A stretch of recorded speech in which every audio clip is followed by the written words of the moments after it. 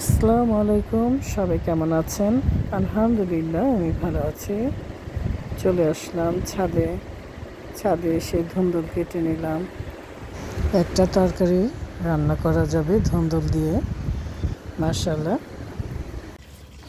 ছাদে কি সুন্দর নয়নতারা হয়েছে, গোলাপ ফুল ফুটেছে, এখানেও কত সুন্দর ফুল ফুটেছে। আর জবা ফুলের কথা কি বলবো, আজকে 3টা একসাথে ফুটেছে, কি যে সুন্দর লাগছে ছাদে উঠে। বোগেনভিলিয়ার এই ম্যাজেন্ডা কালারের গাছটার পাতা ছিল না, ফুলও ছিল না, আবারও হয়েছে মাশাআল্লাহ। আর সাদা বোগেনভিলিয়াতেও অনেক ফুল ফুটেছে, আর ইয়েলোটাতেও ফুল ফুটছে।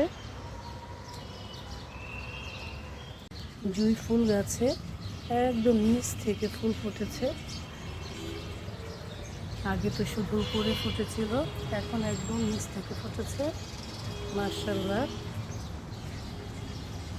ফুলের থোকাগুলো কি যে সুন্দর লাগছে। আমার ক্যাপসিকাম গাছে, এত ছোট গাছে 3টা ক্যাপসিকাম ধরেছে, দেখেন মাশাআল্লাহ। নিচেও একটা হয়েছে, আশা করি আর কিনে খেতে হবে না। সুন্দর কালো গোল বেগুন হয়েছে সেই পাশে।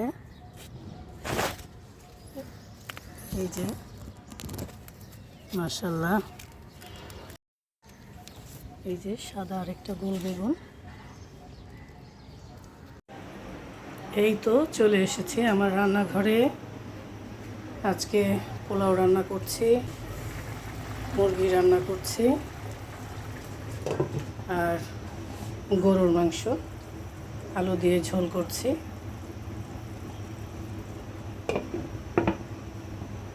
চিংড়ি মাছ ভুনা করব। পোলাওয়ের চালটা ধুয়ে নিয়েছি। এটা হচ্ছে দারচিনি পাতা, দিয়ে দিচ্ছি। পেঁয়াজের মধ্যে ভেজে নিলে সুন্দর একটা সেন্ট আসে। পোলাওয়ের মধ্যে কাঁচামরিচ দিয়ে দিচ্ছি। পোলাওয়ের চালটা ভালো করে ভেজে নিতে হবে।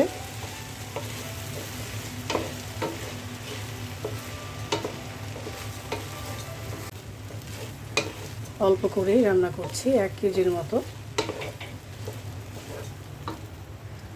গরম পানি বসিয়ে দিয়েছি পোলাওয়ের মধ্যে দেওয়ার জন্য। গরম পানিটা দিয়ে দিচ্ছি, পরিমাণ মতো পানি।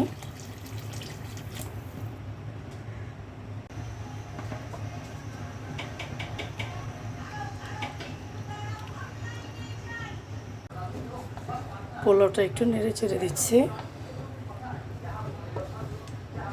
এখন ঢেকে দেব, অল্প আছে পোলাওটা হবে।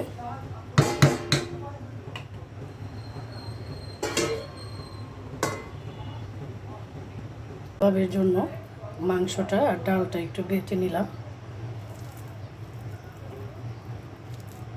অল্প বানাবো তাই আর ব্লেন্ডার বের করি নাই। আগে ঈদের দিন যেটা বানিয়েছিলাম শেষ হয়ে গেছে, আবারও বানিয়ে নিচ্ছি।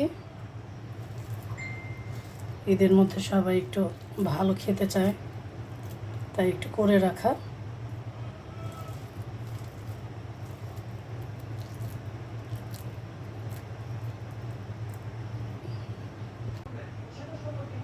কাবাব সব রেডি হয়ে গেছে, এখন ডিমটা ফেটে আমি তেলে ভেজে নেব। পোলাওটা হয়ে গেছে, এখন উপরে একটু বেরেস্তা দিয়ে দিচ্ছি। কাবাবটা ভেজে নিচ্ছি।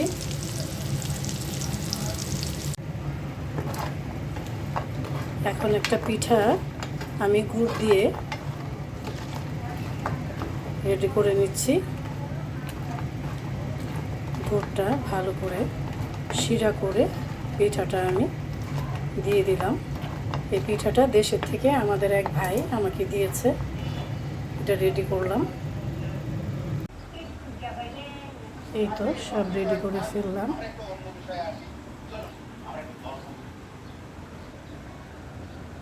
লাচ্ছা সেমাই, সালাদ, গরুর মাংস, মুরগির মাংস, পিঠা, পোলাও। সবাই ভালো থাকবেন, সুস্থ থাকবেন। আল্লাহ হাফেজ।